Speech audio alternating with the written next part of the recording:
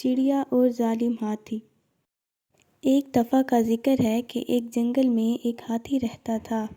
اسے اپنی طاقت اور جسامت پر بہت غرور تھا۔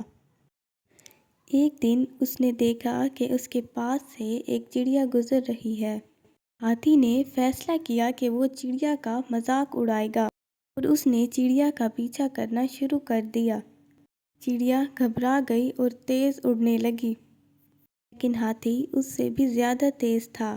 جوں ہی ہاتھی نے چڑیا کو پکڑنا چاہا، چڑیا اڑ کر گائے کے اوپر بیٹھ گئی۔ گائے نے پوچھا، تم یہاں کیا کر رہی ہو؟ تو چڑیا نے سارا واقعہ گائے کو سنا دیا۔ وہ دونوں شیر کے پاس گئیں جو کہ جنگل کا بادشاہ تھا، اور گائے نے شیر کو ساری بات صاف صاف بتا دی۔ شیر نے جنگل کے تمام جانوروں کو اکٹھا کیا اور ان سے کہا کہ ہاتھی کو پکڑ کر میرے پاس لے کے آئیں۔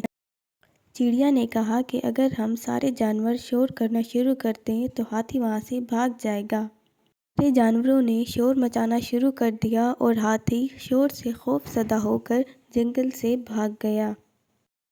نتیجہ: ہمیں دوسروں کی مدد کرنی چاہیے جب کہ وہ مشکل میں ہوں۔